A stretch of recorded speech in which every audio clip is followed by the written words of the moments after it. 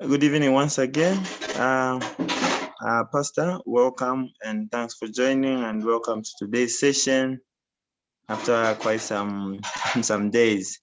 Like I had said earlier, let us feel free to interact with our pastor. We can be chatting as we are waiting for people to join, and we're starting in the next few minutes. Should be 3 minutes. We should be able to start.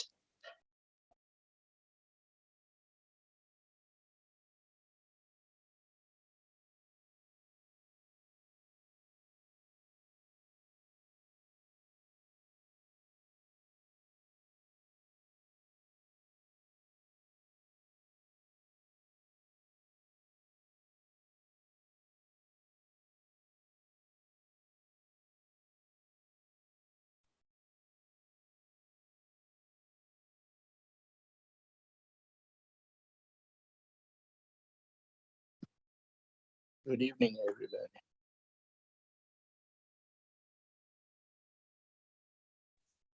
Good evening.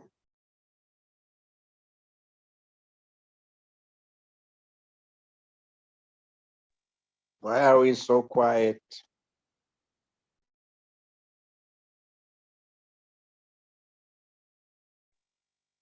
I think a lot have not logged in yet.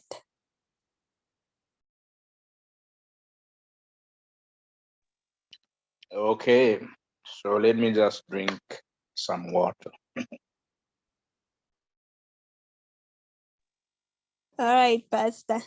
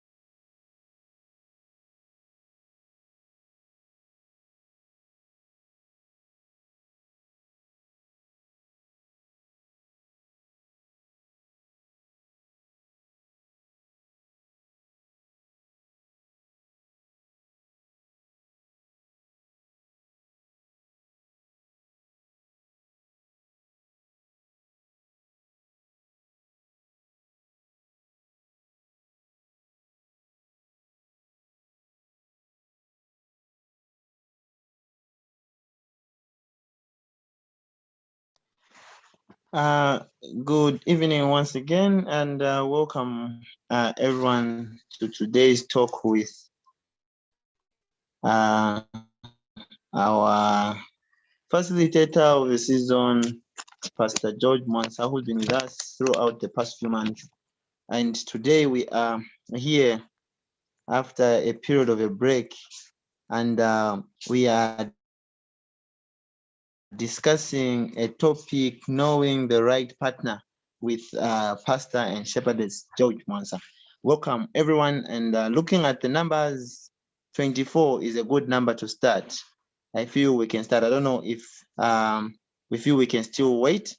I am your moderator tonight, the Radical Contractor on WhatsApp there, and my full names are Ngube Prince.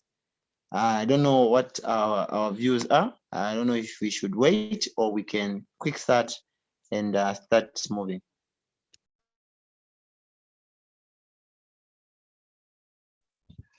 We can start so that we don't have to cut the program short when it's 21.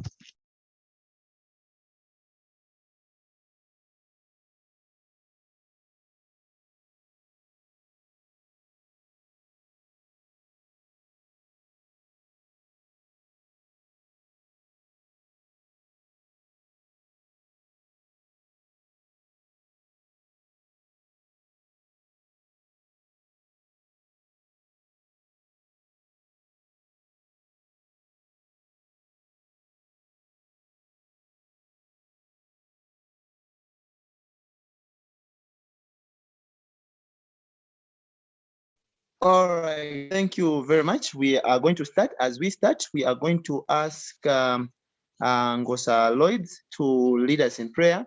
After the prayer, we will sit back quietly and listen to the counsel and the guidance that our facilitator, our pastor, Pastor George Mwansa, has for us tonight. Ngosa Lloyd, you can unmute and pray for us. Okay, Waja Rachel here using Gosaloid's gadget.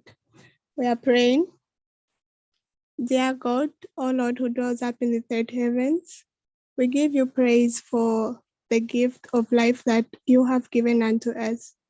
As we open the Bible, today, we pray that we hear your voice, and we also ask that your Holy Spirit would be at work, opening our ears to hear that which you have prepared for us through our pastor. This is our humble prayer. We ask and pray in your name. Amen.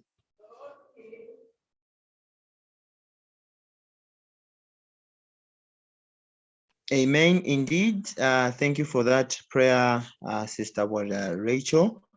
This time around, we've already wasted 9 minutes. We don't want to waste much of the time. Shepherdess Mwansa, you are welcome to today's program, and thank you for joining. Our shepherdess is online and our pastor is here already.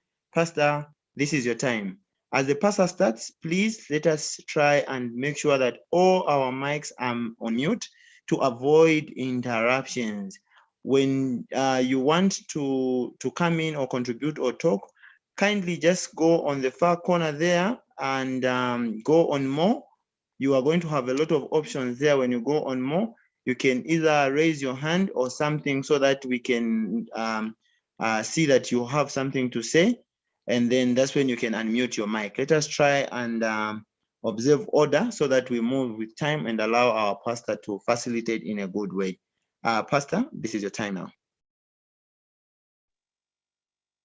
Thank you very much. Our able contractor, critical contractor, I don't know whether those are the names, but I would like to welcome all of you to this evening's presentation. And I pray that as we run it together, we will all benefit and take away something that will help us as we journey through life. We need to say just a few things about the election that was concluded. The process was concluded yesterday.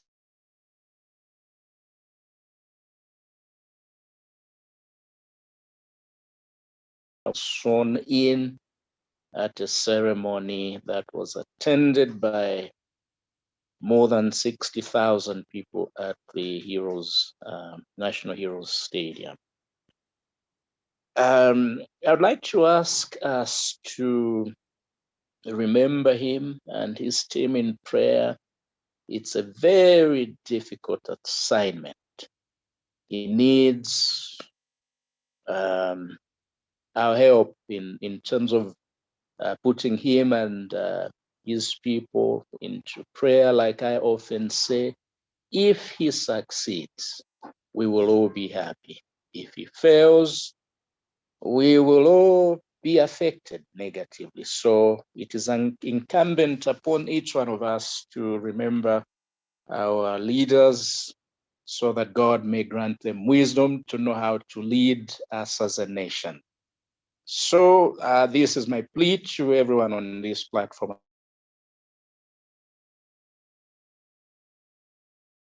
And I pray that we give some time to that assignment.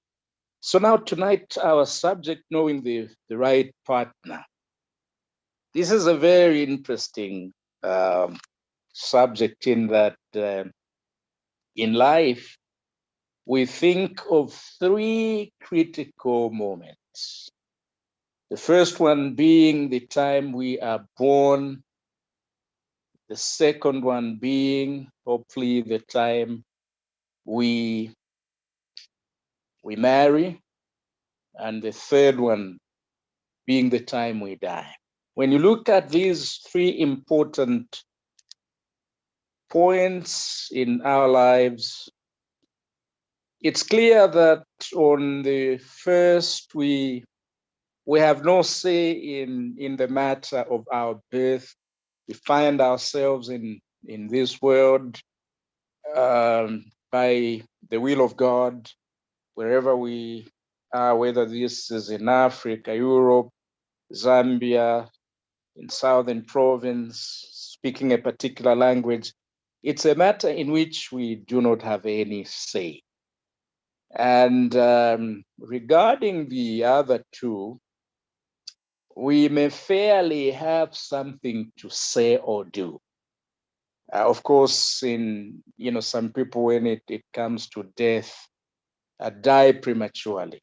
There are people who die prematurely because they are not really living their lives as God intended them to live. There's a commandment in the Ten Commandments that God gave. One of the commandments says there that honor your father and your mother so that you may live long in the land that I will give you. And so from this, we can safely say that there are people who die sometimes early, not necessarily because God wanted things to go that way, but because they were not living according to the way God planned they were to live. The one on marriage is one in which all of us can play a critical role. I have heard people often say that this guy is lucky, he married somebody who really knows how to keep marriage.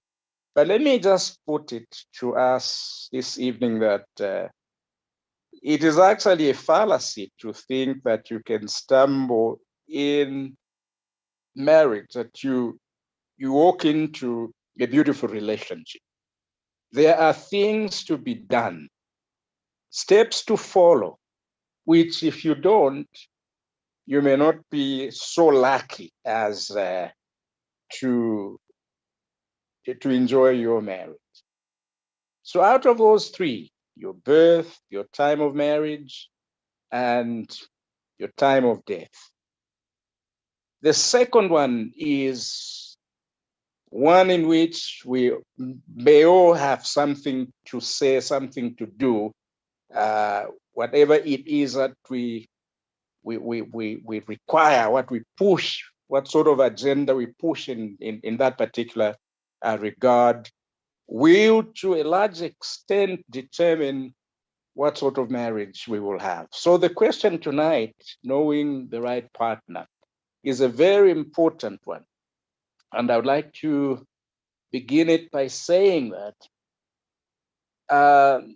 like we often say, the beginning point is always self-knowledge. You cannot begin to ask the question, how do I know the right partner, when you have not asked yourself the question, am I the right person? So self-knowledge is always the beginning point. I need to know myself and the things I desire about my partner. And that's the only way to make sense. So self-revelation is very, very important. We have talked about a number of issues within the self-knowledge area, and I'm not going to spend my time in that, but suffice to say that this is always the beginning point when you are going to discuss this important matter of knowing the right partner. You must ask yourself the question, do I know myself? And then you need to ask yourself the question, what do I know about the critical variables? The critical variables. In other words, what are those things we consider important? Number one, the things that God Himself says are critical for your understanding when it comes to the issue of the right partner, as well as the things that people who matter to us consider to be important. And then thirdly, of course, the experts. You talk about people who have done research, people who have had this experience, who can speak from experience, that when you look at the following things, you will be able to walk on the right path. So what do I know about those critical variables? So you ask yourself the question, what does God say are the essential elements when you talk about knowing the right partner? God, for example, has made it very, very clear that there is no association. There's no agreement between light and darkness. He has made it very, very clear when you read the narrative in the Old Testament as the children of Israel were on that great trek to the promised land. God gave it to them very clearly that when you get to the promised land, make sure that you, my people, do not allow your children to intermarry with those people who have a distorted view of God, people who do not know the true living God. That is what God has said. The Bible is very, very clear. The Bible is also clear. It makes the assertion that marriage is a practical institution. We said something about the story of Rebecca, how she goes to the well, and when she gets to the well, this story is recorded in the book of Genesis. I think it must be chapter 24, where Abraham has sent his servant to go to the land where he originally came from to look for his son's wife. And he makes him swear before him that as he gets to Mesopotamia, where he came from, he would make sure that he finds a wife for Isaac, somebody who was as a true believer. And when the servant goes to Mesopotamia, he reaches a point, when he prays, Lord God, may it be that the woman who comes, the young lady who comes here to fetch water, and if I say, give me water, and then she goes on to not only just give me water, but also provide water to the animals, I will then know that this is indeed the person you have prepared for your servant Isaac to be his wife. Now we see the practicality, of marriage. And when this young woman comes and the servant poses this question, the young woman says, I will not just give you water, but I will also give water to the camels. And there was a big number. And you can see marriage is a practical institution. It's not just something you swell in. You need to consider all these practical aspects, such as somebody with a kind heart, somebody who has a knowledge of work. So the Bible is very, very clear. Here, I do not want you to lose the point that I am making, that you ask yourself the question, what are the critical variables? What has God said? What have I read in God's book concerning those things that are important when you look for people to marry? And then, of course, you are going to also consider what the experts have said. There is really no need to begin to reinvent the wheel. There are many, many good things that have been written, lessons that are beautiful for our young people, but they need to find time to consult the books, to read, and to find the enlightenment that is critical as they look for people to marry. So what have those who have written on the subject of courtship and marriage said? You don't just walk into marriage without this background and hope that you will succeed. And in the past, we have also talked about your parents and other, good people who mean well for you. I gave the example of myself here. I am, as a father, here, my wife, who is here. We both do have some experience in the area of marriage. We have made some mistakes, and we have also made some successes. We have scored some successes. There are things that we can say that can help people who are into the arena, trying to look for people to marry. And so you then ask yourself, okay, what are the critical issues? This is very, very important. So number one, we talked about self-knowledge. Am I the right person? Number two, we are talking about the critical variables. What has God said? What about the experts? What about people like my parents and other well-meaning people? And then thirdly, you ask yourself the question, what do I seek from life? Now, remember, we're talking about knowing the right partner. So the third thing that we need to look at is, what do I seek from life? Life is a process.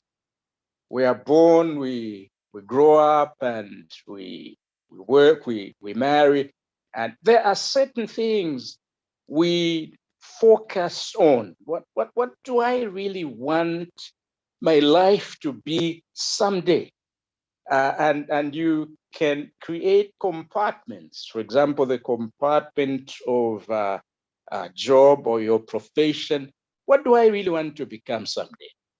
What about my relationships? What do I really what am I looking for in life? What future do I want, and how does it look like? You must create that particular future before you even get to it, because there's nothing like simply walking into what you want to be automatically without going through this rigorous process of carefully planning and also putting your mind to what you want to be doing. In other words, so what future do I want, and how does it look like?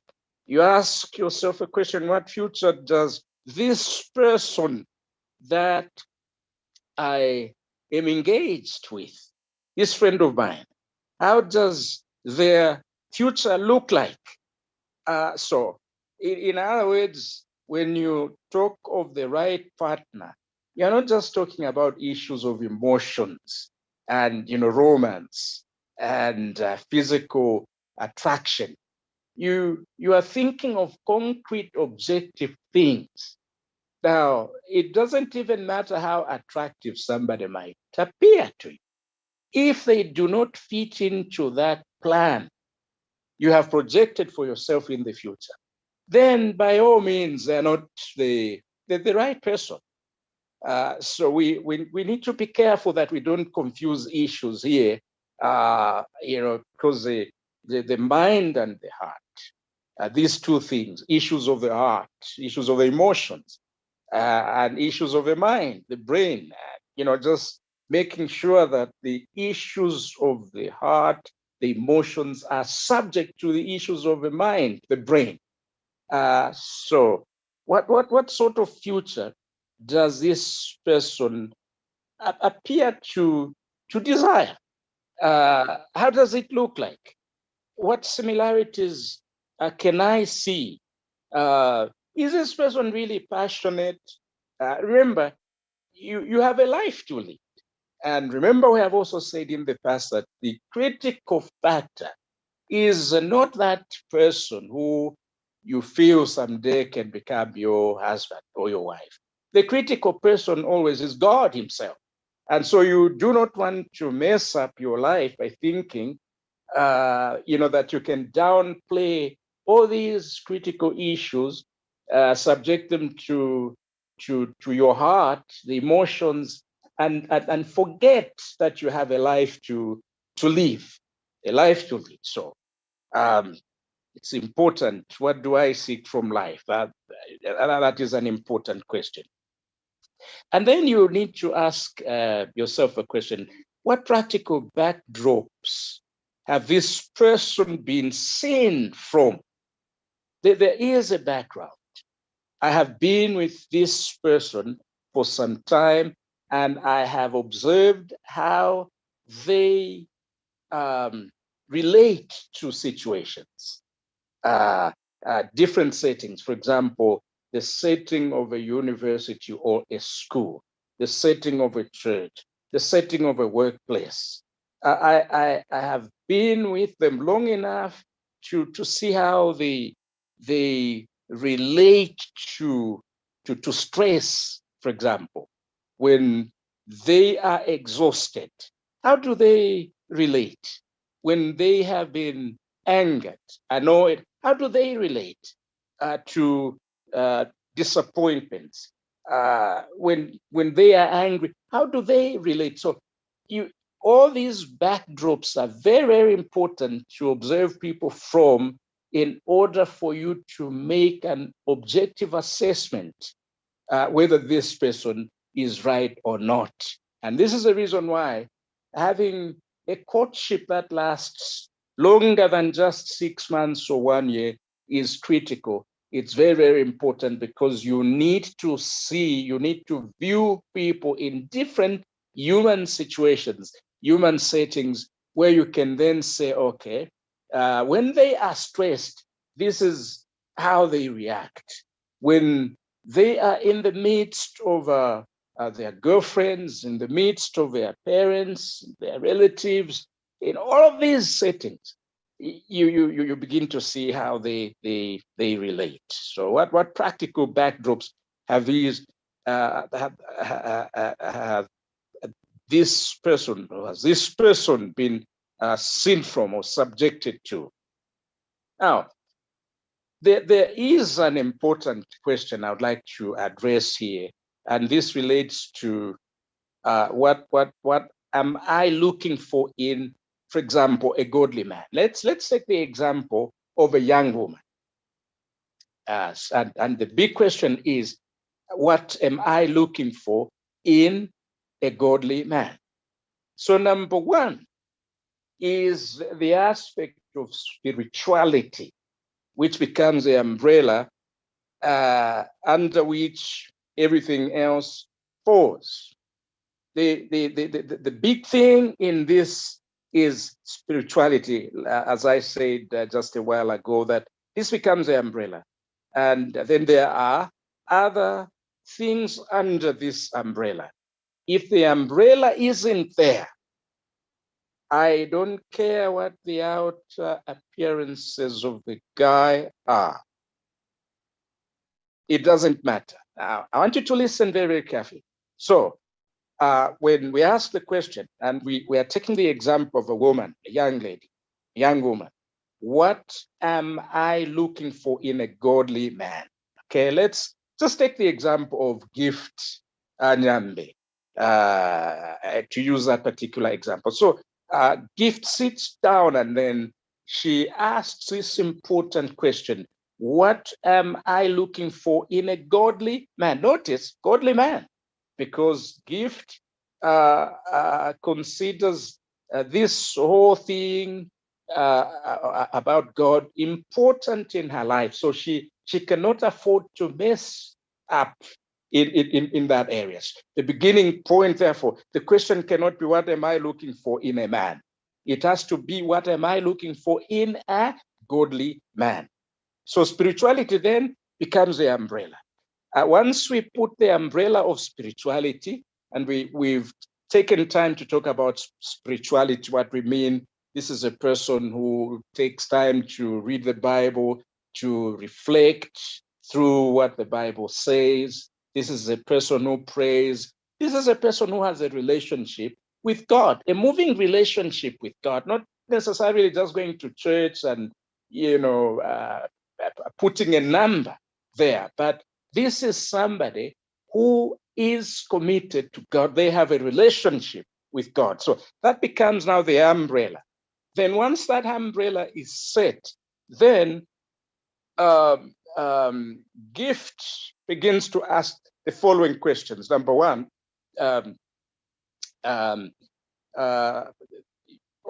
she begins to list things that are now critical under that umbrella.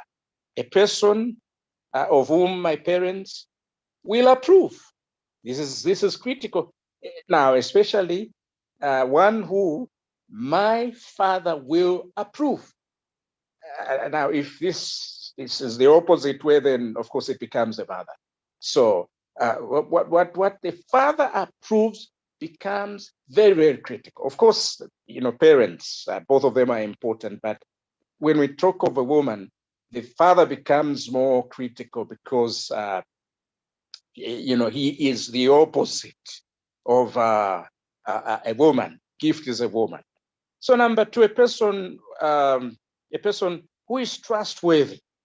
When he says that he would do this, he makes a commitment. He would do that. He is somebody that you can rely on. A person of integrity, a person I can look up to, a person I would like to emulate.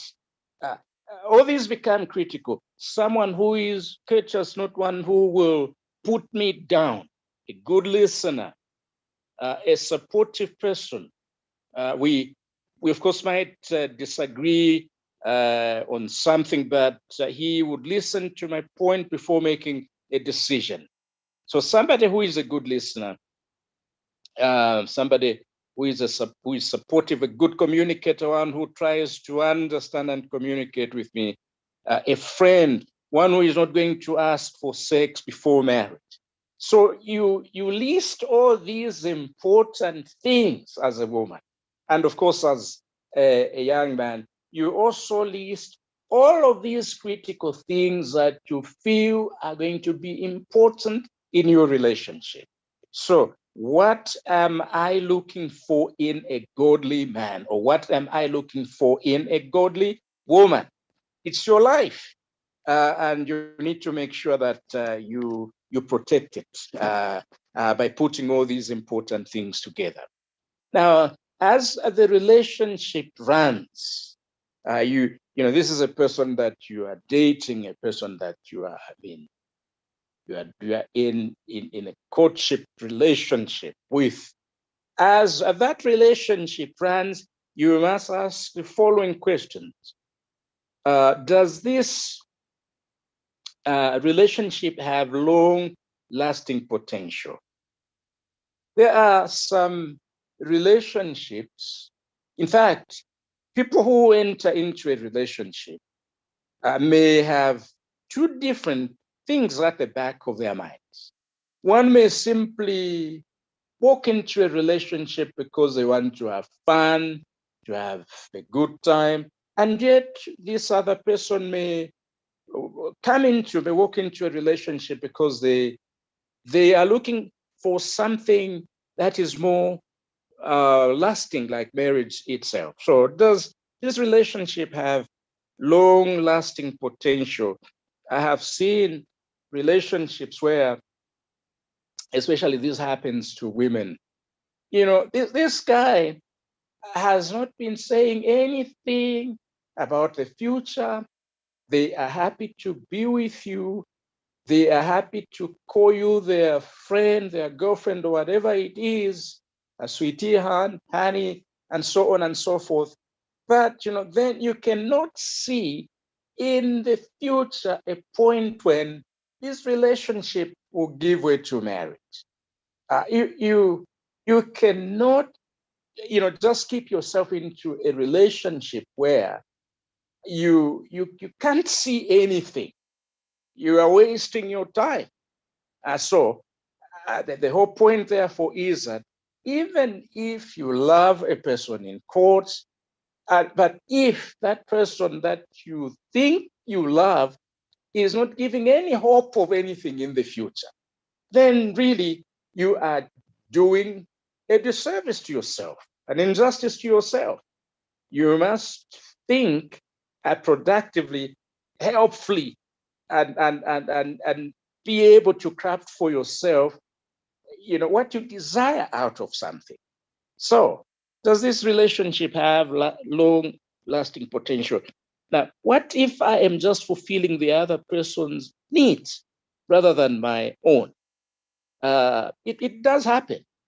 So, in a bid to, you know, to have this closeness, to have this desire to be wanted by the other person, you may push yourself to them, and yet you know that for them, they are not really interested in what you are interested in.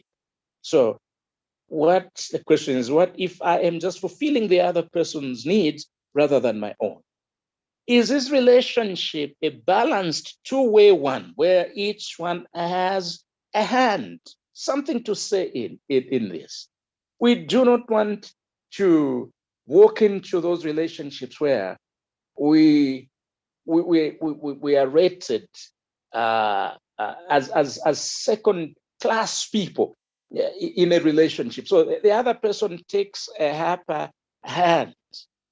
You deserve to be loved. You deserve to find somebody with whom you can create a relationship with the same foothold, not where it becomes very, very clear that you are just forcing yourself into this. So you must constantly be asking those questions. Is this relationship a balanced two-way one where each has a hand? Then, of course, what challenges or obstacles do I find in this relationship?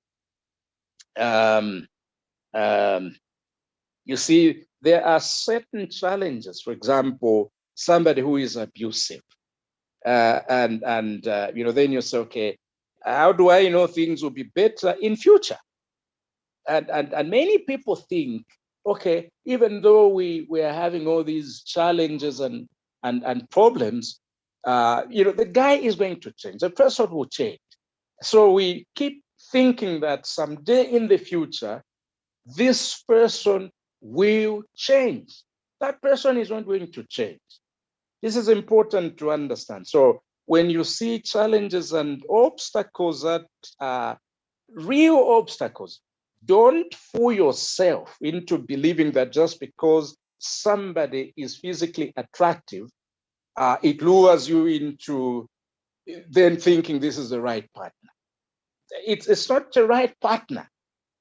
Somebody with whom you are having all these difficulties, insurmountable challenges.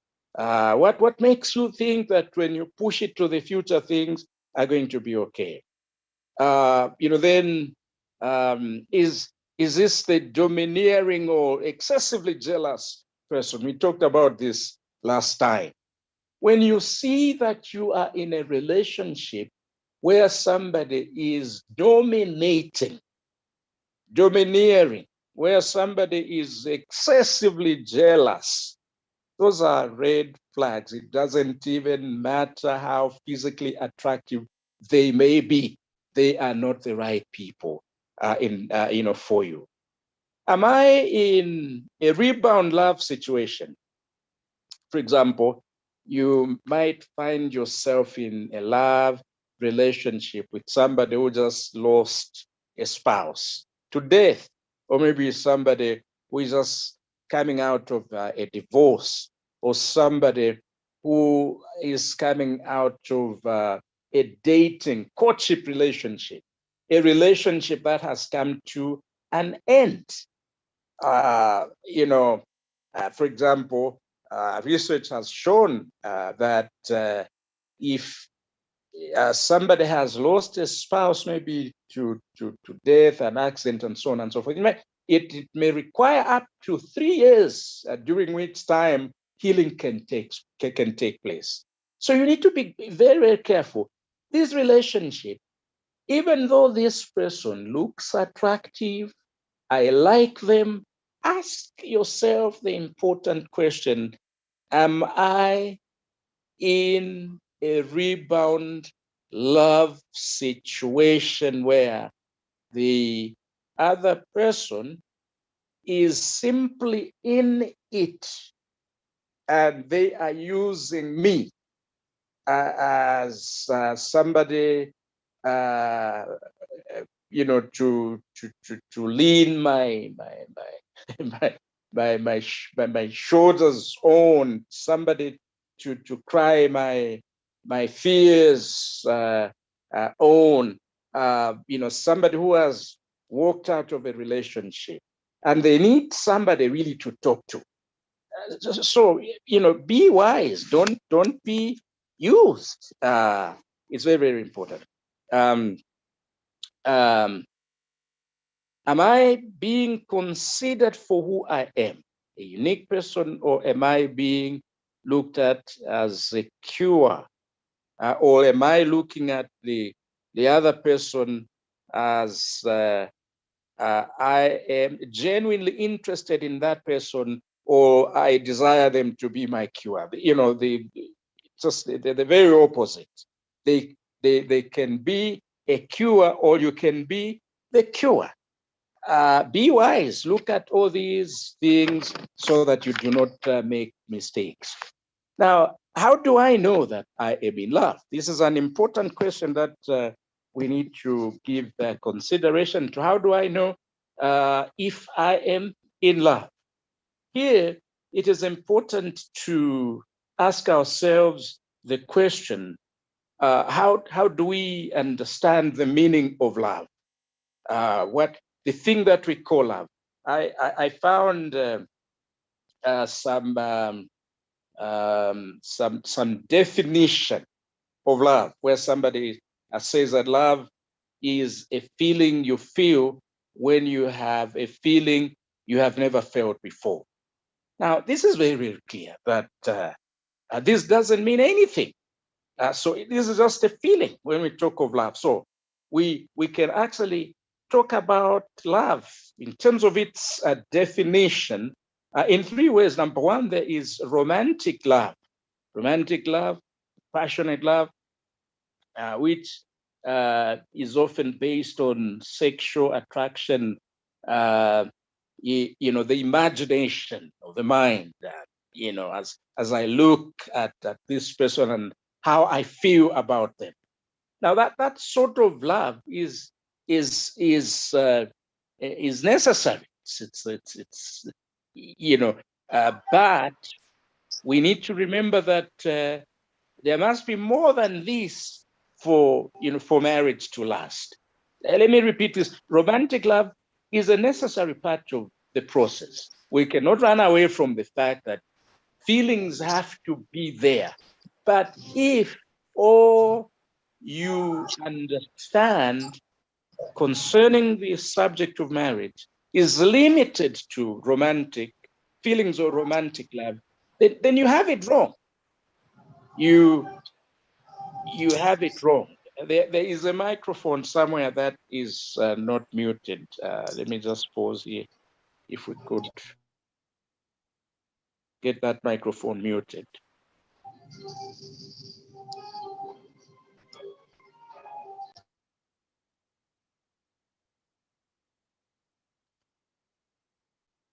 Moderator, I was thinking there's a microphone in the background there. Somebody has a microphone that is not muted. Or maybe we are okay now.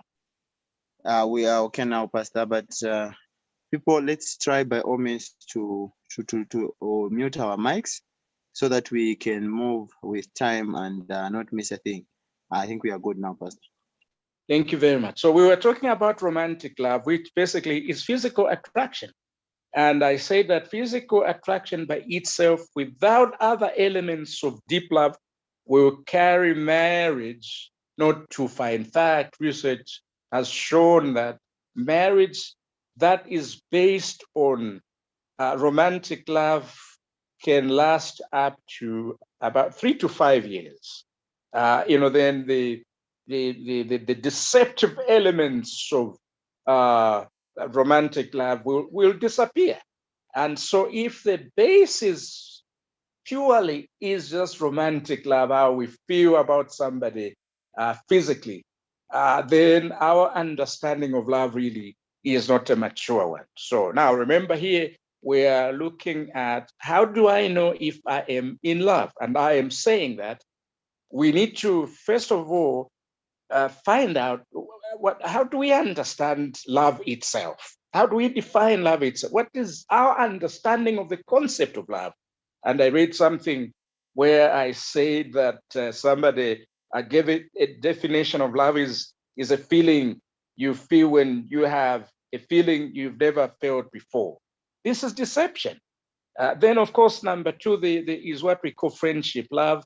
This is an unselfish dedication to your partner's happiness, where you learn to enjoy life together, doing some things together without necessarily losing your individuality.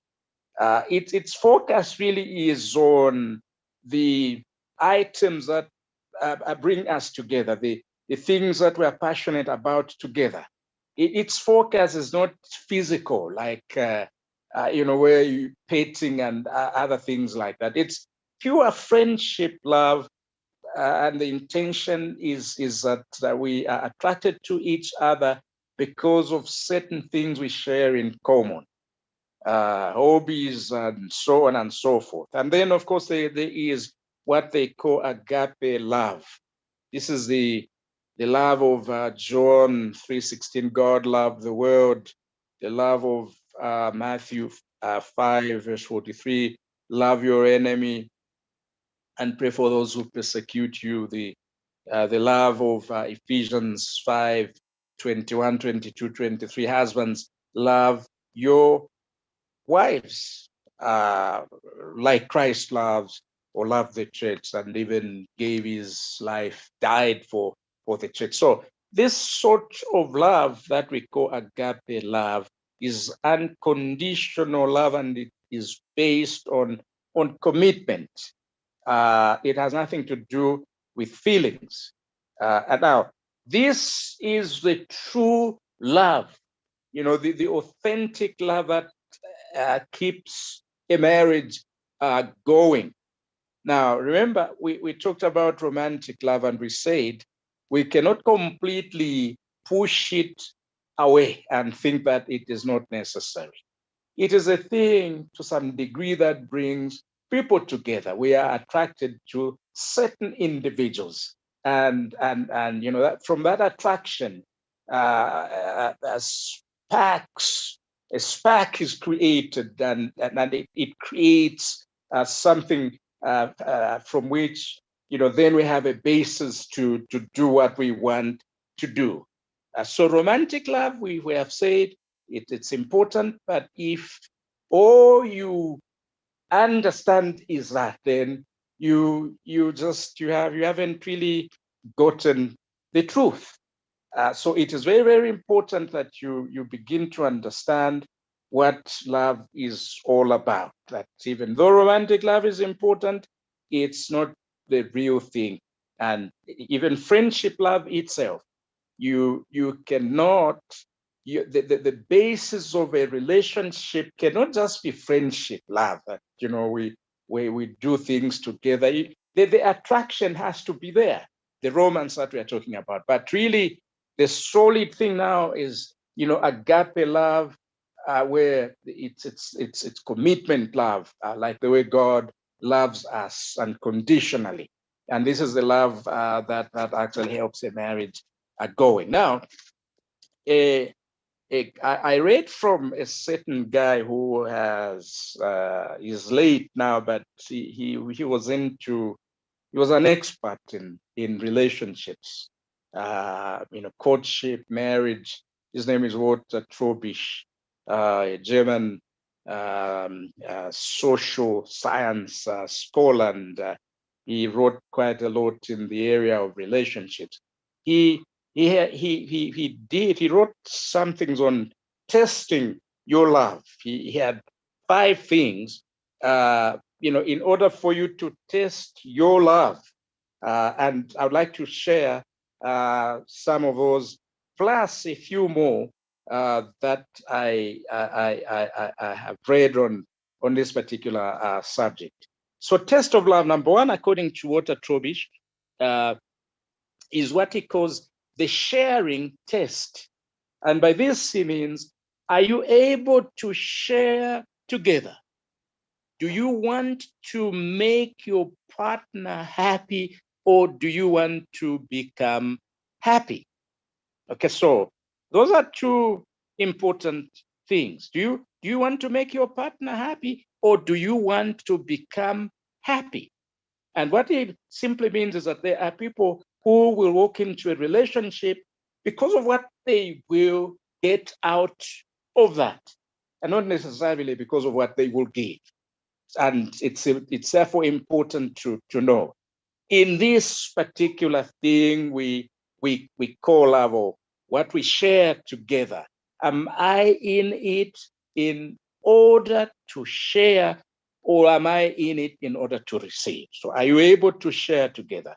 Do you want to make your partner happy, or do you want to become happy?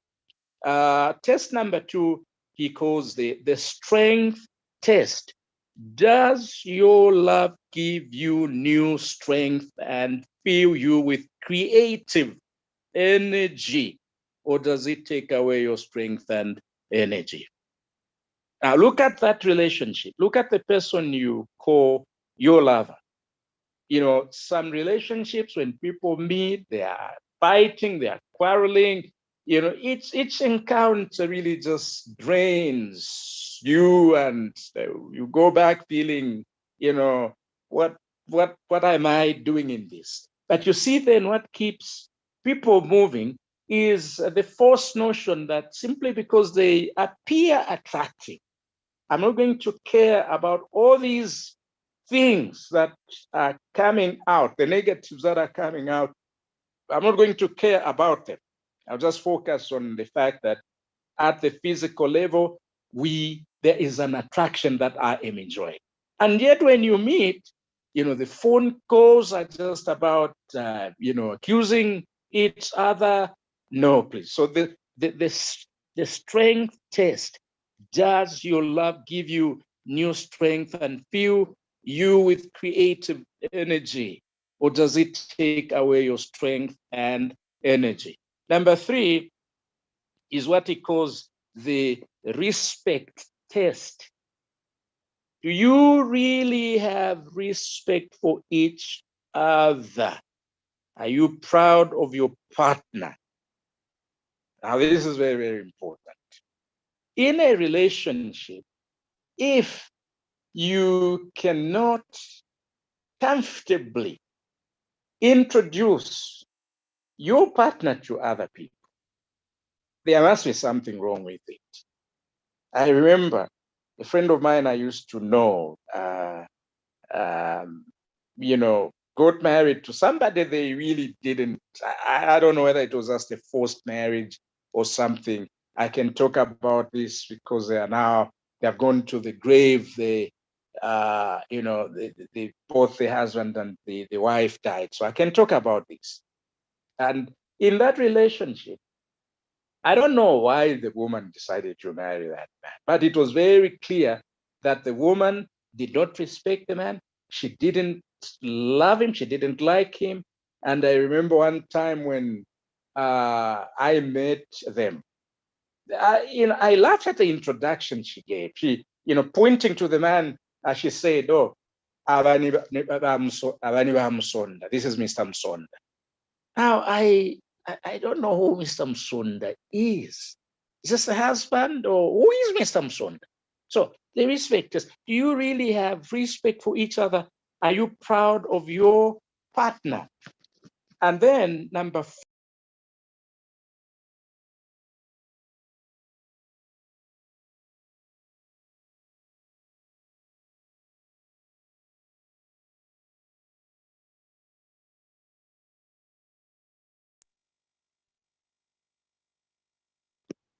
hello, am I there?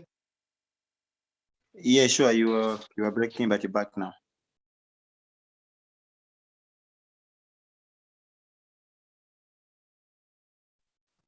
You have muted your mic, Pastor. Oh, sorry about this. Okay, so am I there now? Yes. Okay. Now, I'm not sure where I was when I touched I was talking about the respect test. Yes, we are talking about the respect test where we are giving the example of Mr. and Mrs. Musonda. Okay. So now, let's quickly go to the habit test. And in this one, Walter Trobisch talks about do you only love each other, or do you also like each other and accept each other with your habits and shortcomings? Let's unpack this particular one. Now, when he says, do you only love each other? He is not really talking about the agape love that we talked about. He's referring to romantic love. Do you only love each other, or do you also like each other? Friendship love, where you have certain things that you share in common, and also accept each other with your habits and shortcomings. Please, when we talk about your habits and shortcomings, we are not referring to deep habits and shortcomings. We're talking about, we are all human beings. You will not find a perfect person under the sun. That's a given. So when we talk of habits and shortcomings. We just spin the usual things because we are all human and we've fallen short of the glory of God. We are not talking about deep things such as this person is abusive.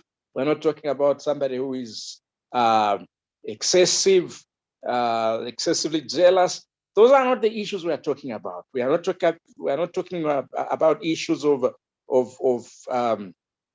all these things, that are real troublesome. Those are not the ones. We are talking about common things that show that we are all human beings. And the whole issue is the habit test. Do you only love each other, or do you also like each other and accept each other with your habits and shortcomings? Okay, this person has the habit of not answering the phone because the phone is always away from them. You see, like ladies, it's very, very common. You make a phone call, the phone is in the somewhere else, they are cooking and so on and so forth. Then, so little things like those are the ones that we are talking about. Then we talk of the time test. So you see life, when you talk of the seasons, the annual seasons, there is winter, the major seasons in a year. There is winter when it's very cold. There's summer when it rains and it is also hot. So you look at your relationship. Has it been subjected to the summers and winters of life? You remember we talked about knowing this particular person from many backdrops.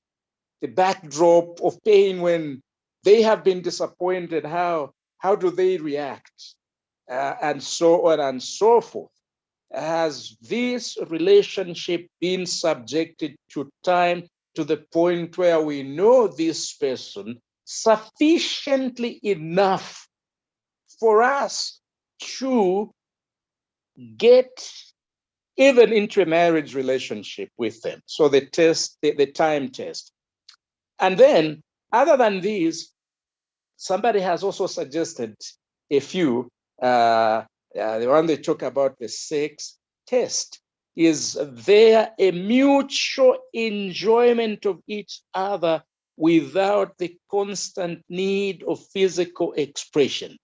If you can't be together without petting, you don't have the maturity, and love is essential for marriage. So people who are in a relationship where sex is part of the deal, they should not even deceive themselves into thinking just because there is physical attraction here, this person is the right person for me. No.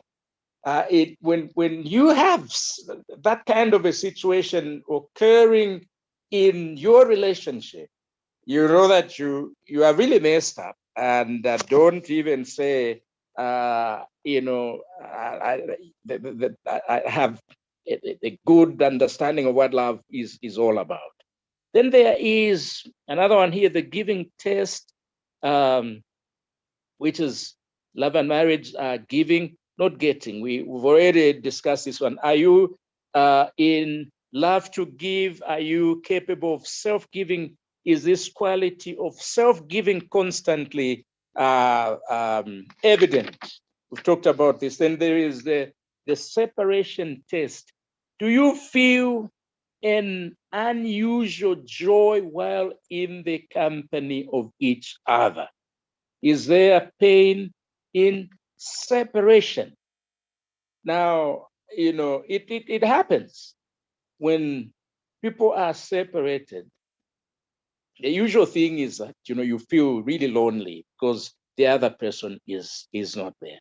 But it does also happen, especially once the relationship has been subjected to time, where you now begin to feel, is this really the person or not?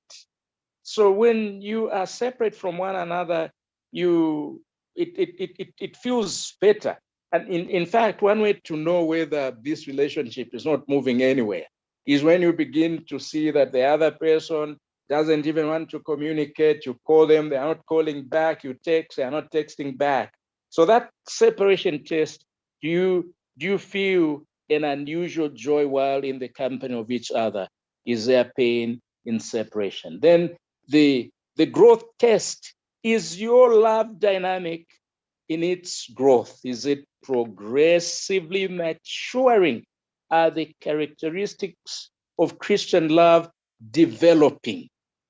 If the thing is from God, it will grow. If the thing is not from God, it will not grow. It will constantly be thinning. And so this is an important test as well. And so then the question that you need to now ask yourself is this: why do you love your fiancé or your partner? So take a piece of paper and ask yourself this question: why do I love this person? And when we talk of love, don't use the romantic, love that we were talking about there. Or maybe let me put it this way: if, as you answer this question, it becomes clear that what seems to be coming out is the physical romantic thing, then it needs to get to your head that, most likely you have missed the point. So ask yourself the important question. If you were to list 5, 6, 7, 8, 9, 10 things why you love this particular person, what are those things going to be? Okay, I think where we are now, I will allow for comments, questions, observations, and everything after what I have said here.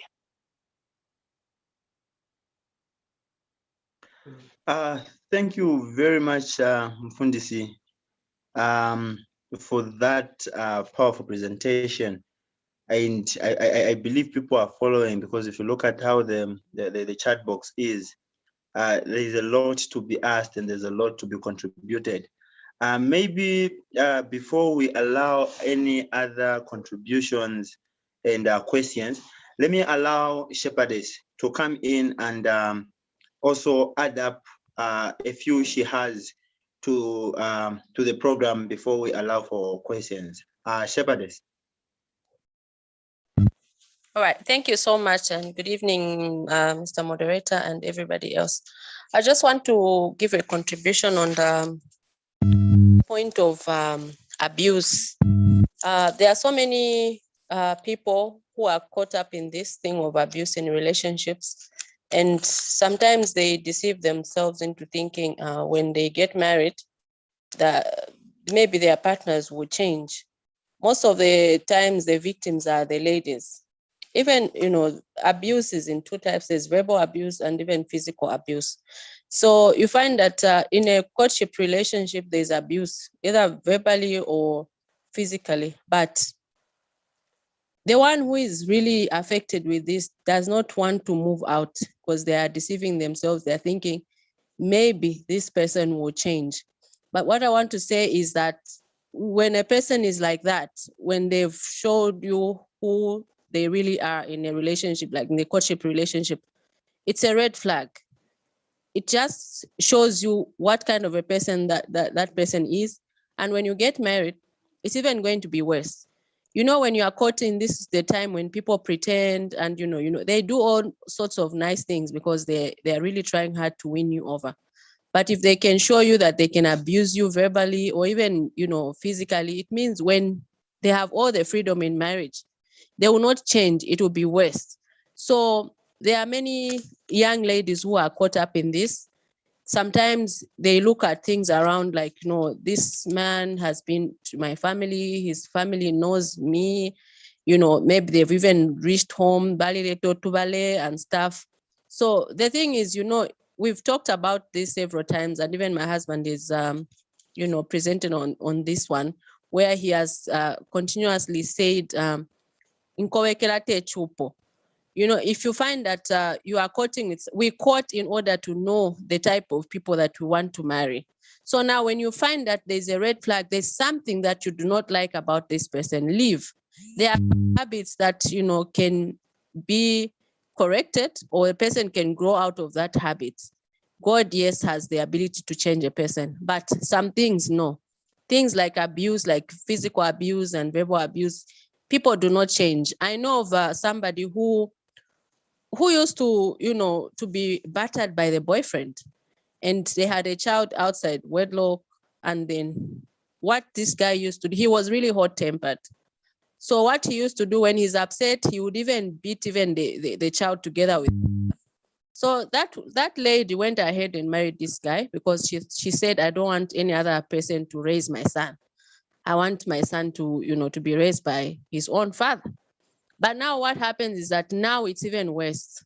The woman is just all the time, and sometimes she even goes to the police. Now, what kind of a marriage is that, where you go to the police, you involve the victim support unit, you go to court, and then you go back and get married? It's not just right, and life is not just normal like that. Thank you so much. Wow, thank you very much, Shepherdess, for that powerful contribution to the topic that we have today, finding the right partner. Pastor, a lot of questions are being asked in the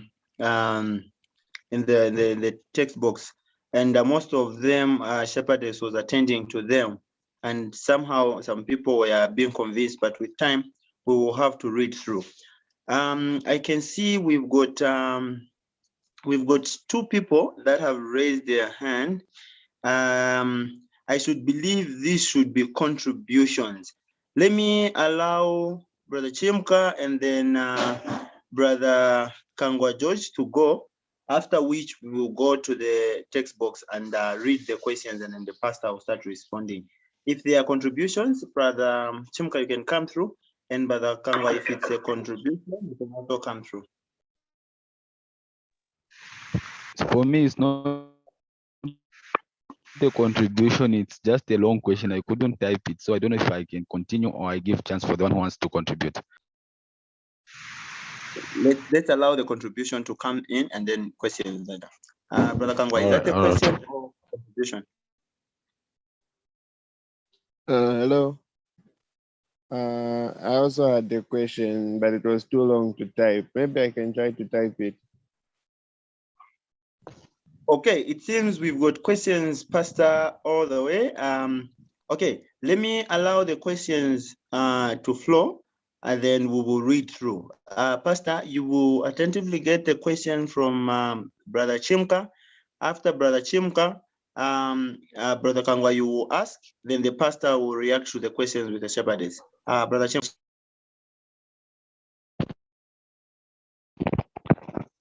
Okay, thank you. I hope you're able to get me. So, Pastor, my question is, when exactly do you ask out a lady to start dating, specifically dating, especially when you are meeting the person, like you've not known them, you are meeting them for the first time and you're interested? So when exactly would you as a guy ask the lady out for dating? The reason I'm asking is because there are times when you first want to just know the person a little bit, maybe for a period of time before you ask them out, but others will say the reason why you want to date them is to know them. So there's no need for you to wait for a period of time for you to ask them. So that is where my question is: do you wait? Maybe say you give it 3 months or 6 months or maybe 1 year. You are just interacting with the person without suggesting anything, anything like getting into a relationship for dating, or you ask them immediately and everything follows after. When exactly do you ask? I don't know if my question is clear, but that's a question I had. Thank you. Your question is very clear, sir. I once said something on this, that you begin from the general before you go to the specific. The general meaning that when you find yourself in a particular situation, like where you are at Chimuka, assuming you are studying medicine at Ridgeway campus there, you do have a group of ladies, some of them studying medicine, others are nurses. You congregate, you have meetings, and then within that group, you begin your thing, greeting people and knowing them in a general way.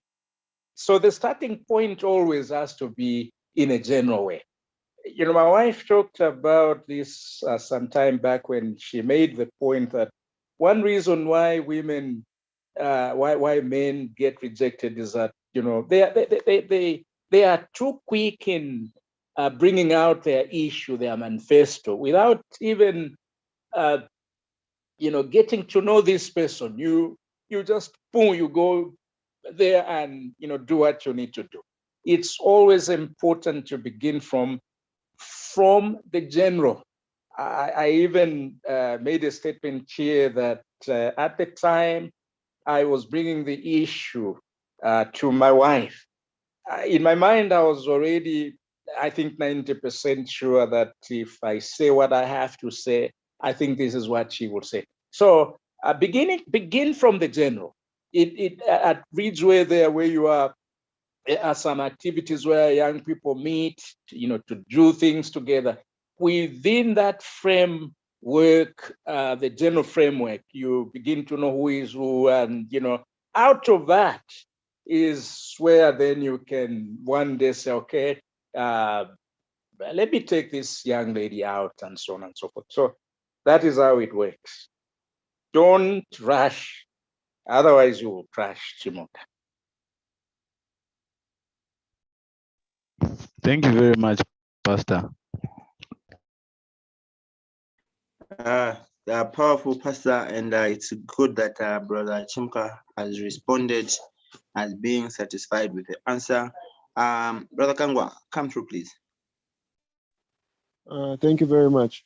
Pastor, I wanted to ask, I heard you say no one is perfect, and when we are choosing a partner, we have to choose at least someone who has some certain maybe characters that or habits that we can accept. Now, at which level of acceptance should we be? Because I've been in a relationship whereby that person had so many bad maybe behaviors, and I just, at some point when I discovered them, I just accepted, because even her, whatever she knew about me, she'd always just accept. But it became dangerous because there was no confrontations and we're just accepting each other. So do we need to accept Muntu? Do we have to change each other, or just what level of acceptance of someone not being perfect should we have?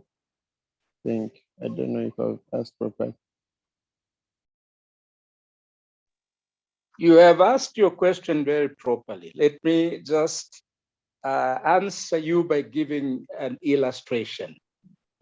Some time back when I used to work at the Lusaka conference, I used to have a secretary who had this annoying habit.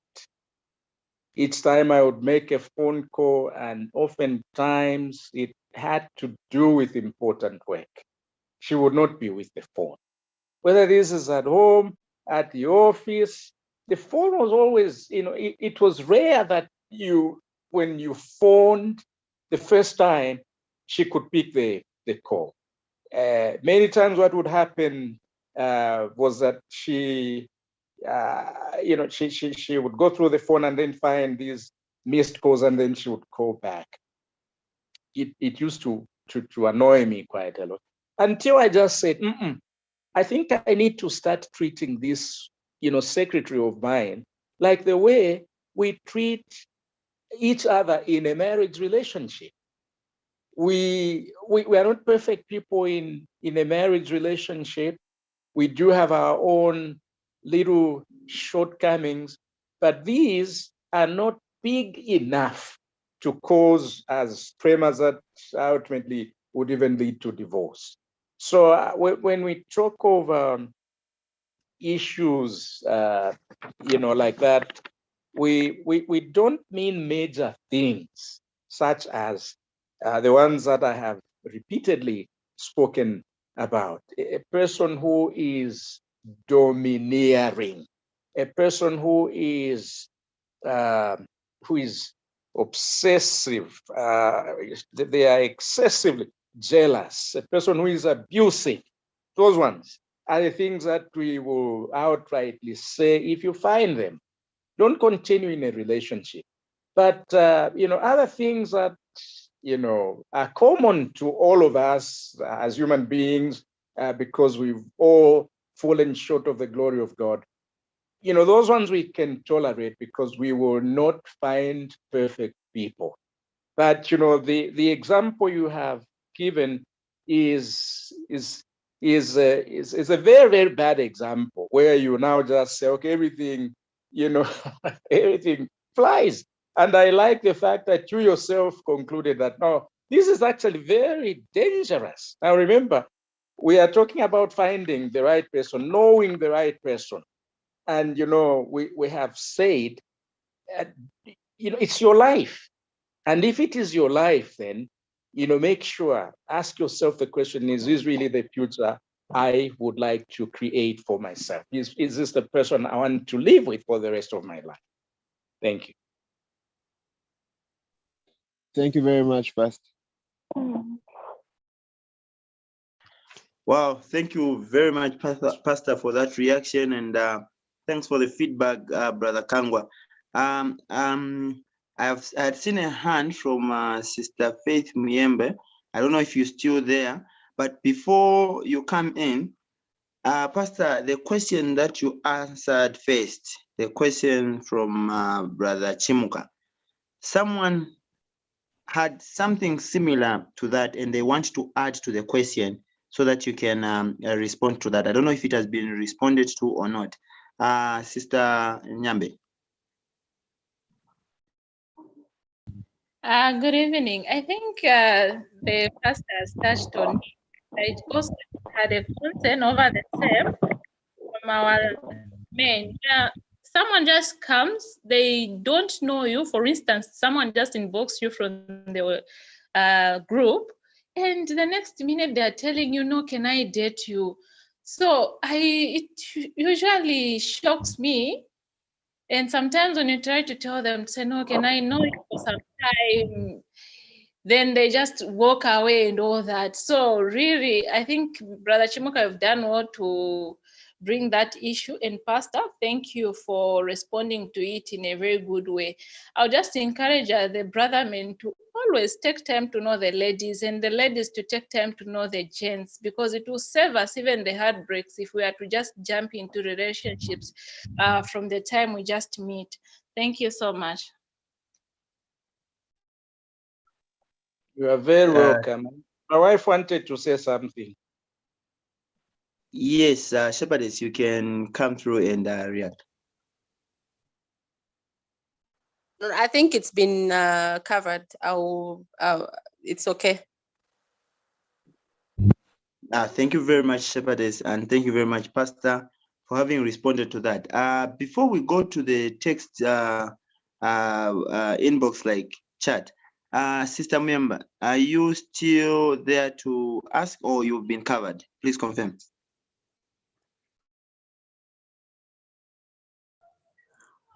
It's fine.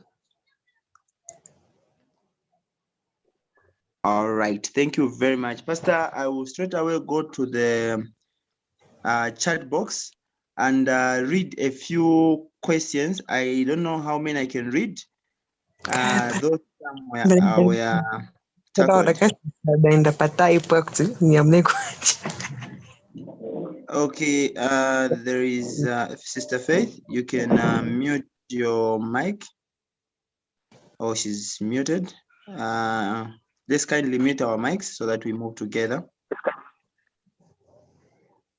Pastor, there are questions that have come, though some the shepherdess was responding to them. The other question was, can a cheating partner change? Can a cheating partner change? I think you touched it somewhere, but you have to respond to it again on your time, Pastor. And then the other one was saying, what if the person has all godly man traits, but you don't connect properly on the emotional aspect? Should you continue in hopes that he will change as the good outweighs the bad? That is one of the other questions. And then the other one is that someone was trying to find out the title of the book by Walter Trobisch. I think that one you will respond. I'm sure it's just a guidance. And then the third question, Pastor, is when you talked about sharing and everything in a relationship, someone is asking, does the sharing include such things as money, where both the lady and the gentleman share their financial resources, or it can also be the sharing of love, emotions, and general subjects? I think, Pastor, those three questions, your reaction. All right, thank you very much. Cheating partner changing, yes. We all can change. The possibility of change is always there. This is the reason why Christ came into the world, to give us a second chance. Those who believe in Christ, he gives power to overcome. But we must not fool ourselves or deceive ourselves into thinking this is as straightforward as I have put it.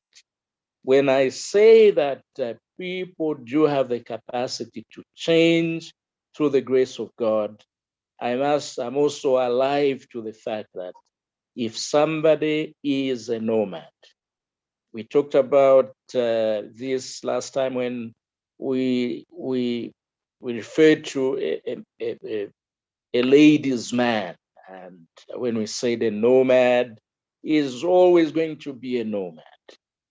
At the point that this cheating partner is still cheating, we will be fooling ourselves, we'll be deceiving ourselves into thinking if we push the relationship into the future, it will change.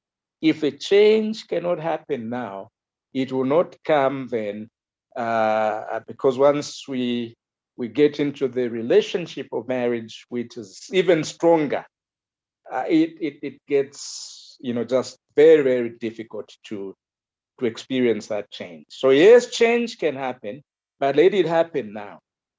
If it can't happen now, we will be deceiving ourselves into thinking in future that change will happen.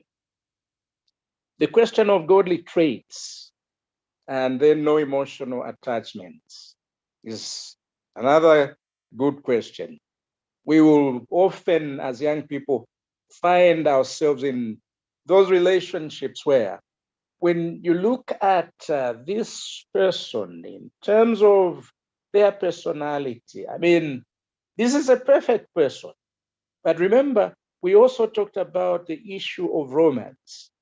At the emotional level, it has to be there that, the person cannot just look like maybe a sister or a brother, a biological brother or a sister. The feelings must be there. It's very, very important. But the feelings must not be the most important thing. They must not be. I have observed certain relationships where people started just like the way you have described here, where godly traits and everything. And, then along the way, the relationship actually blossomed into a thing where everyone was happy. But I think as a matter of rule, it is always important that you balance the picture, godly traits, but then also somebody who you can be attracted to. Even in the case of Isaac, who did not have the privilege of experiencing a courtship like we experience it ourselves. The Bible says that, Rebecca was a very attractive young woman. Isaac was very happy from that emotional angle. So she was a good woman, good young lady, but she was also attractive. So that has to be there. It must be balanced. But then if you have to choose between the two, to have one who is just, a perfect person in terms of how they appear physically, and then without all the godly traits we are talking about, if you had to make a mistake between marrying somebody with godly traits, but one who, you do not have any emotional attachment to, it's better to make a mistake on that side than to make it on the side of an attractive woman or an attractive guy with no godly traits. Sharing, when we talked about sharing, I meant basically things like hobbies, trying to find out what this person is interested in, friendship, not really necessarily, sharing money really as a big thing. I've already addressed this issue when I said in a relationship of a man and a woman, the one who assumes, generally speaking, the role of providing is a man. This, in a way, is also teaching the person, the man, preparing the man for the important role that is ahead of him as a provider for the home.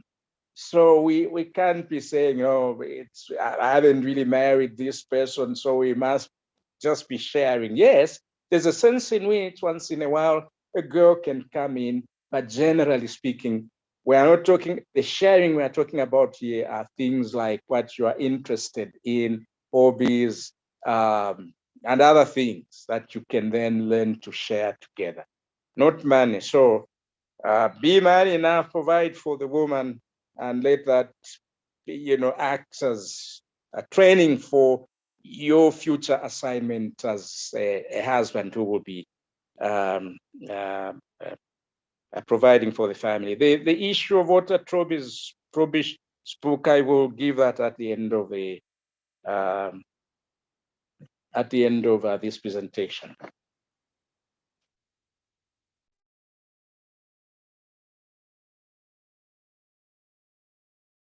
Thank you very much, Mfundisi, for that response. And I'm sure we are following and we are getting somewhere.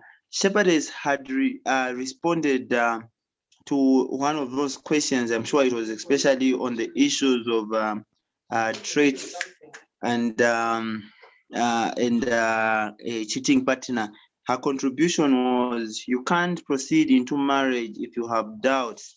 The decision of marriage is made beyond reasonable doubt. So if we've got doubts, we can't proceed into marriage. I think that was a counsel from Shepherdess. Thank you, Pastor, for responding. I don't know if Shepherdess has any other contribution to the three questions before we go to the next question.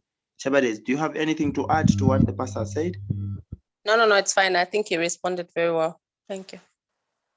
Thank you very much, Shepherdess. Pastor, I will proceed and read the next questions that we have in the chat box. Though there are some contributions that are there. Thank you very much for everyone who is contributing to or responding to the questions that are there in the chat box. Pastor, the next three questions that I'm asking are from the chat box. This one says, if I have a partner and people say that he is not a good person, but I love him or her, am I supposed to go ahead or to end the relationship? That is the first question. People tried to react to it. The second question is it possible to learn to love someone over time? Is it possible to learn to love someone over time? That's the second question. Then the third question is, Should a person have a reason to love someone? And what if the reason goes away? What then happens? Those three questions, Pastor, and then after, then we'll take the last two questions and then go to the YouTube if there are any questions. Your reactions? Thank you very much for those three important questions. So the first question, you love somebody, but people say, this person really is a bad guy. Now, we've talked about the critical variables. People who love you, what are they saying? Your friends who are more objective when it comes to how they can assess this individual, because they're not, really into the relationship themselves. So they are able to see much of what you can't see because you've been blinded, in quotes, by love yourself. For me, the way to answer this question is that if you find yourself in a situation like that, give it time. If you are doubting, give it time. If you feel maybe people are being malicious, give it time. But I think as a general way of looking at this, we need to respect the opinions of our friends, especially if they mean well. They are our good friends, because in a relationship where they are not physically involved, they are able to see more clearly than we can see ourselves. But where we have doubts, I think it is important to then push the time itself much longer so that God can reveal things we cannot see ourselves. Let's not rush when people say, that there are issues we need to look at. Generally, what will happen is that if we rush, we will be proven wrong by those people. 99% of the times, if you find yourself in a situation like this, it will be clear at some point that the advice that your friends were giving, as long as they were sincere, was actually right.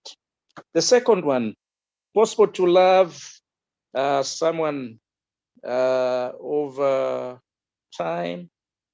And then I have forgotten how this, can you just help me get this more correctly? Okay, the second question is it possible to learn to love someone over time? Thank you very much. Yes, indeed, it is possible to get to love someone over time. We have talked about this a number of times. We have said in the whole process of knowing people, sometimes what will happen is that what we do not even think is it, over time will become it. Remember the stone that was rejected, and in the end it became the cornerstone. It was rejected. People are saying, no, we don't need this stone here. But as they kept building, they discovered that particular stone is what was needed in as a cornerstone in the building. So it is very, very possible that we may not see things quite clearly, but with time we will be able to see them quite clearly, so we can grow into love. I even gave the example of a friend of mine when I was teaching at Solusi. Of course, at that time, he was, a student. In fact, I was working in Harare at that time, but he was at Solusi, the university there. And this is why I felt, this guy, man, I don't like this guy. But over time, the woman loved the guy, and today it's a strong marriage in which they even have 3 children. So it is very, very possible. The third question has to do with the reason for loving someone. And when you lose that reason along the way, well, if it is in the dating courtship period, it's fine. If that reason is no longer there, you can leave. Engagement is not marriage, but in a marriage relationship, of course, that thing doesn't work the way you have put it. But in courtship, in dating, you are free. It's your life. If you see that the reason why you entered into this particular thing is no longer there, by all means, we want people to be in a relationship where everyone has a say. We don't have to, we don't want to have a situation where the other person is just pleading and all the time trying to, no. We want everyone to be happy. So if it's gone, by all means, leave. But if it is marriage, no, you can't. Wow, thank you very much, Mfundisi. I hope people we are following and we are getting satisfied with the responses. If you've got follow-up questions, you can type them down there. Mfundisi, the last question that you just answered, if it's marriage, then you can't, meaning someone shouldn't have a reason, like shouldn't get involved in marriage for a reason, for a certain reason, or maybe a specific reason. It has to be a full made decision. Is that what you're trying to say? Or what if you got to marry someone because of a few reasons and those reasons decide to disappear? Thank you very much. It's not really disappearing per se. You remember we talked about the process of love. Romantic love helps you to get started. Friendship kicks in where you begin to share in certain things. But ultimately, when you marry, the love that is going to hold the relationship together is agape love, which is love that is not based on feelings, like those things you are talking about, where you say, now I'm no longer feeling, this way. It's a love of God. And when you read the book of Ephesians, where Paul says, husbands, love your wives, the word that he uses there, you see, in the Greek language, there are about 4 shades when you talk of how you can define love. 4 shades. One of them is agape. And in English, as well as in all these other languages of ours, you will not find that differentiation. When you talk of love in Bemba means ichtemwiko kutemwa. And even in English, you will not find that, but in the Greek language, those different associations are there. Friendship, love, Philadelphia. You talk of, phileo, which is, really friendship, love. You talk of agapao or agape, love, the love of God. So those are there. And for any marriage to really last, remember we said in, the romantic love can take a marriage relationship up to about 5 years. After that, if agape love is not kicked in, that relationship will finally dissolve, it will disappear. So when you say, I have lost the reasons, you are just saying, number one, you haven't been nurturing, watering this thing we call love, and in the end, it wilted and everything disappeared. But if it is protected within the confines of agape love, it should be able to endure. And marriage, remember, is for keeps, it's for life. You cannot suddenly wake up and say, now, I'm not feeling the way I used to feel, so I will move out. That is not how it works. It's for life. That is the reason why it is important that you take all your time. And like my wife says, be sure that what you are doing is the right thing. by observing all those things that we keep talking about that are important, so that you don't step into it blindly. And then at some point you have to say, I didn't know what I was getting into. Wow, very powerful, Fundisi. Thank you very much for that reaction. We're really getting somewhere. I'm sure people that are following there, you are seeing that we are getting somewhere, and we are learning. Shepherdess, your reactions to the few contributions, maybe questions and responses that our pastor has given. What do you have to say? Thank you so much. I just want to give a contribution on, there's a question that was asked about someone dating a person, and there are people saying that this is a bad person. I think it's important, like it was said, to, take time to know that person. But sometimes it's, people who are malicious. When you leave that person, you just discover that actually, when you leave, somebody else has, the same one who was telling you that this person is a bad person, this and that, they just wanted to take over from you. So sometimes it's really important to, take time to know, the reasons why. You ask them, you find out, is this true about, this person? What is being said about this person? Is it true?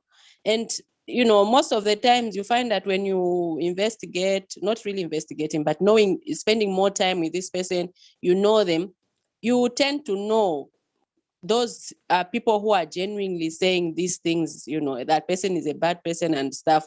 But sometimes it's just out of malice, where you leave this person and then another person comes. But there are times when, people are really genuinely saying what they are saying, but we don't really have to act fast. We have to take time to, to know the person and, find out why people are saying what they are saying about that person.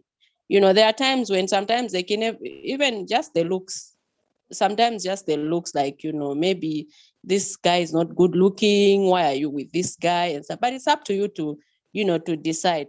I can give an example of myself. Before I got married, I was dating this guy who, when we were moving, like, there are people who would tell you, they would give comments like, but boy, sister wako ni wa mushe.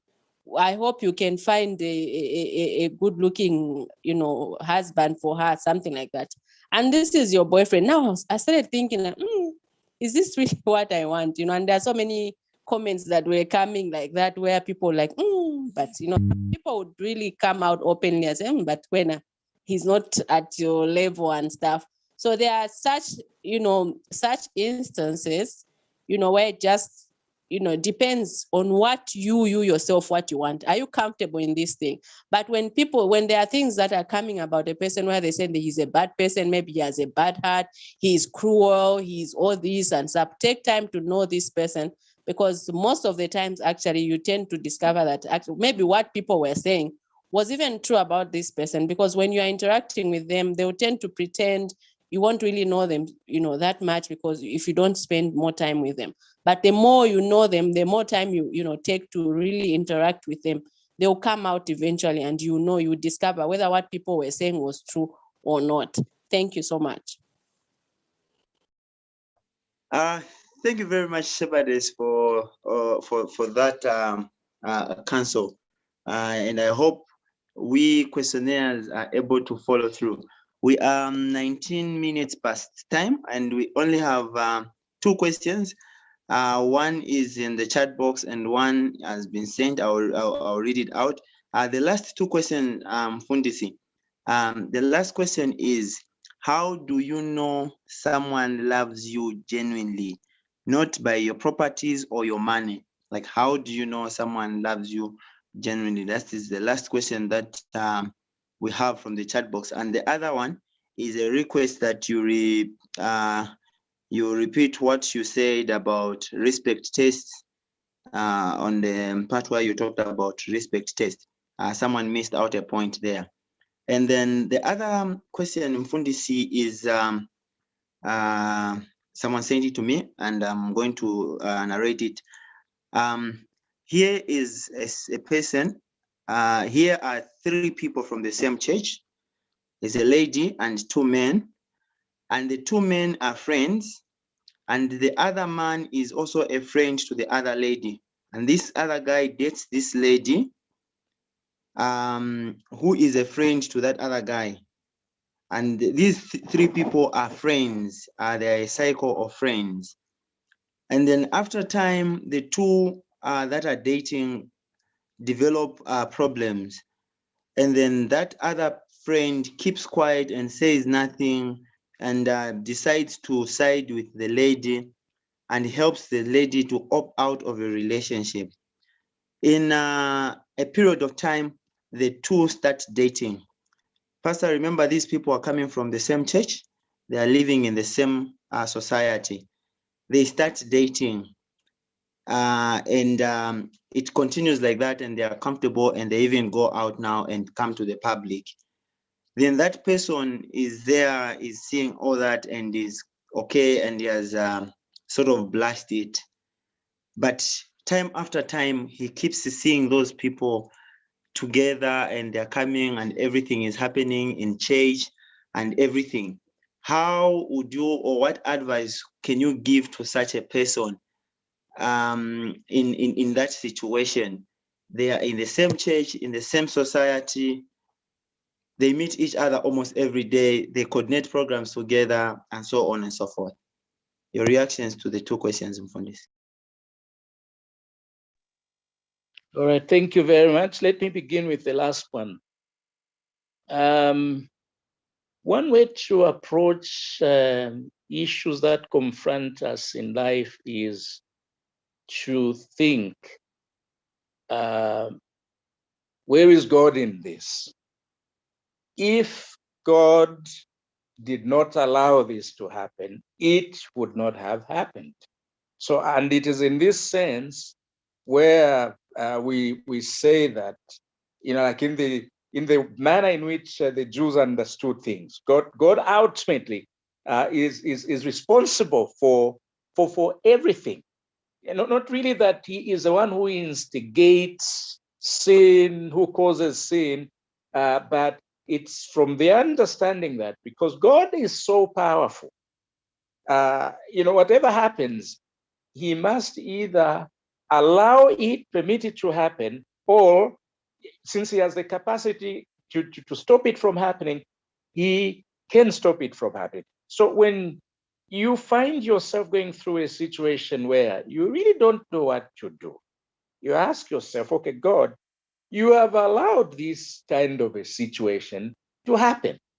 Now, remember last time we talked about this when we were talking about disappointments, and I gave counsel that one of the things we need to remember is the counsel that is given in 1 Corinthians 10, verse 13, where the apostle says there is really nothing unique. Nobody can say, I am going through this situation in a unique manner in the sense that I am the only one who has gone through this. No, all that we go through, including what you have talked about here in this question, there are people who have gone through this.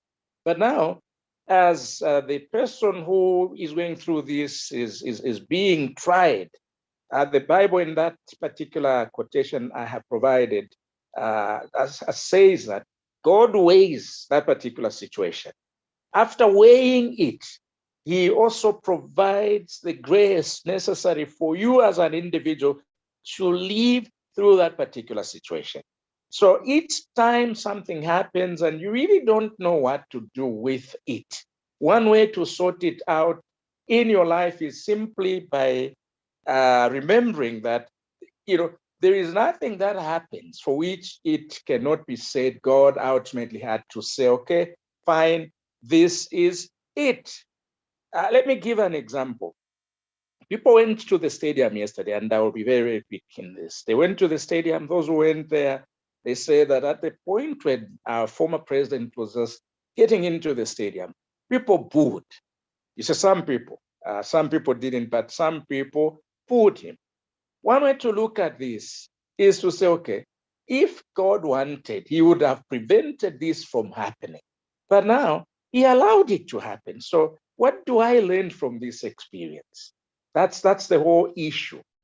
And that is one good way to really learn from every situation that comes our way, where we don't really understand why things are happening the way God has allowed it. And if he has allowed it, he has weighed it, and he knows that he will provide a way out of this particular situation. He will give the strength that is necessary for such a person to go through this. But now, in more practical ways, what I have to say is that since this is obviously going to be painful for you, you obviously have to wait, because there could be a time when you will move out of this particular setting, which has now become a source of concern for you, in the sense that each time you meet those people, you are reminded of the relationship, the betrayal, and everything. So you assume that at some point you will move out, or if it is possible to take your name away to another congregation, then by all means do it, so that you save yourself from the pain of seeing these people who are constantly reminding you about this betrayal. And that's a practical way to move out of that particular situation. You can go away from it. But more importantly, remember, God allowed it. It means that he will also give you the necessary grace. After a while, you will definitely heal, and it will just be fine. The other question, now I have forgotten. I wasn't writing what was the other question? The other question, Pastor, is how do you know someone loves you genuinely, not by your properties or your money? All right, thank you for that question. Now, if you are willing to go through all the things that we've been talking about, you will be able. One of the things that we have talked about here is the length of the courtship or the process of dating. It will reveal to you certain things that will just show. If a person is just interested in asking for money, asking to be taken out, asking for, dresses to be bought, and all of these things that are physical, you will begin to doubt whether they are in it really for, they're genuinely that they love a person, or, they're just looking forward to the things that, they can, get out of this. Remember, we also talked about here, one of the things that I talked about here is, in this relationship, am I being used, or am I using the other person? So it's up to the person to see whether they are just being used. And one way to see whether you are just being used is, how consistent this person is when it comes to asking for money, asking for gifts, asking for, all these things to make themselves feel happy, and not necessarily you. So give it time, and in the course of time, it will be very, very clear to you that the other person is really in it. They are just using it. They are simply using it. What was the third one? The last part, Fundisi, was someone was asking that you repeat what you said about respect test. They say they missed the point there. Okay, respect test. Do you really have respect for each other? Are you proud of your partner? That was the issue. And it borders on the romance, the aspect of, physical attractiveness. That is where it borders on. There are people who go into relationships for other things. I gave an example of Mr. Msonda. This woman went into this relationship because Mr. Msonda had money, but he wasn't really his type, the type of a guy. The lady didn't respect Mr. Msonda. she went into this relationship purely because Mr. Musonda had money. So, and this is a thing, therefore, we are talking about, okay, in this relationship, are you able to introduce your partner to other people? Are you proud that this is somebody you can be with in any setting, in any situation, and be able to say, okay, this is so, and this is how we are related. So that is the respect test I was talking about. Do you really have respect for each other? And maybe just because somebody asked also where what sort of book I got this from. Walter Trobisch. The title of that particular book is I Married You. That's the title of that particular book by Walter Walter Trobisch. Yeah. Let me just thank you. Yeah. Okay, you wanted to say something? Yes, let me just, there are several books there. Let me just quickly go through this. In the meantime, you can say what you wanted to say. Okay, as the pastor is getting to check the other books, it's really been a very great time and very nice interactive study. I feel we have learned a lot. To our facilitator, the shepherdess and the pastor, I would say these questions that are coming to you on this platform are real life situations that we, the youth of today, are going through. And we are asking to learn, and believe me, you, Pastor, testimonies can be told if you ask for testimonies from what we've shared or what you've shared so far. There are a lot of people that have seen their lives change then on. We really appreciate your coming and your facilitation to us in a time like this one. Maybe as you were talking, there are a few individuals that might have had things that they would want to say before our pastor and our shepherdess give the last remarks to today's presentation. Anyone that can have something they want to say or contribute on speaker, you can speak, and then after which our shepherdess will come and say her last remarks, and then our pastor will pray and dedicate us before God so that God can help us even as we live to learn from his feet. Anyone that has something to say, you can unmute your mic. Speaking.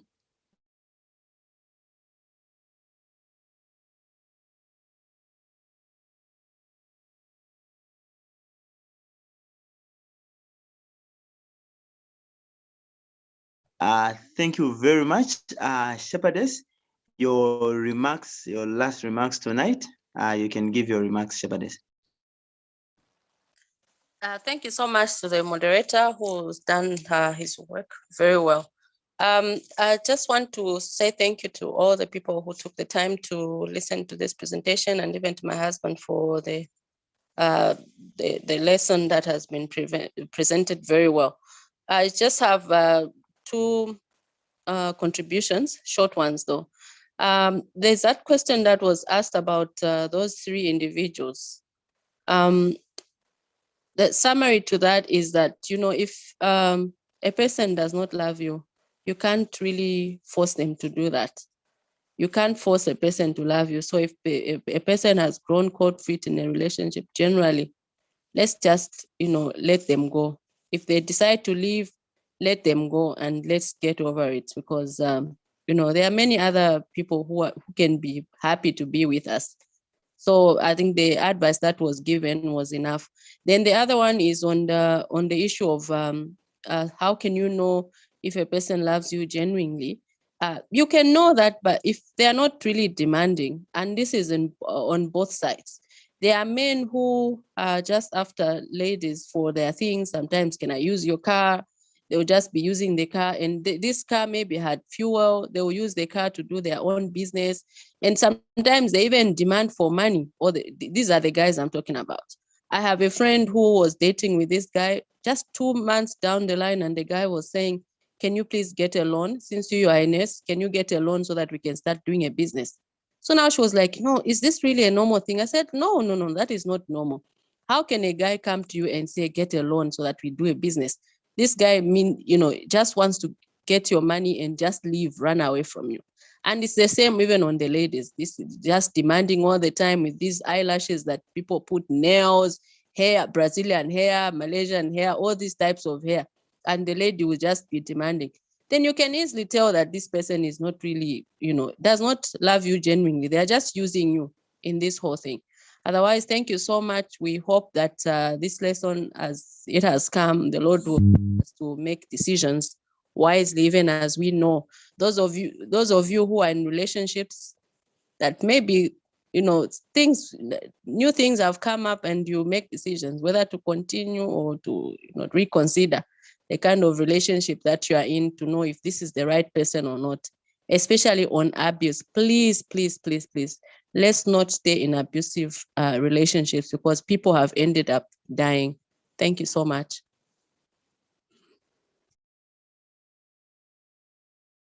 Thank you very much, Shepherdess, for that contribution. Fundisi, before you maybe come, let me just check. Maybe National Science Technology, you can advise if there are any questions from YouTube. I'm trying to check as well if there's anything from YouTube. Okay, there seems to be no reactions, and there's nothing on YouTube. Fundisi, you can come in with your remarks, and then you will dedicate the team before the Lord. Thank you very much. I would like to just I just wanted to say that the title of that particular book is I Married You by Walter Trobisch. It's an old book which was published way back in 1975 by Harper and Row Publishers. Once again, we always like to end on where we say the true object of all learning is action. If you have found something that is helpful as far as your situation is concerned, then by all means, try to live by that particular principle. You will be safe. We always remember you, our young people, in prayer, so that God can help you to make wise and right decisions, that you do not fall out. This is your time, and God expects you to stand in the manner that the ones that we read about, faithful young people in the Bible, like Mary, Joseph in the Old Testament, Daniel and his friends, Shadrach, Meshach, and Abednego, those young people. Let's emulate their example. Let us pray. Our Father who lives in heaven, now that we've come to the end of this presentation, we thank you for providing the opportunity. And we now ask that you may help us to put to good use what we have learned. As we go to sleep, we pray that you will protect us from the evil one. In the name of Christ, our Savior and King, we pray. Amen.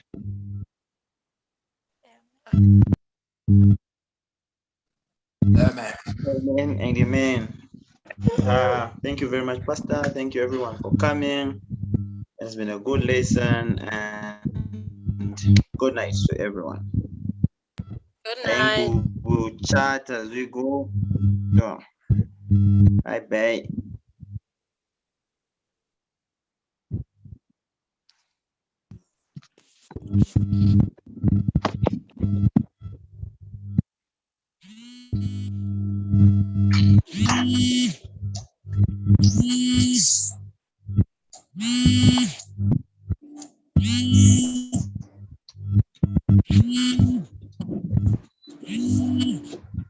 Good night, people. Bye-bye. Hello?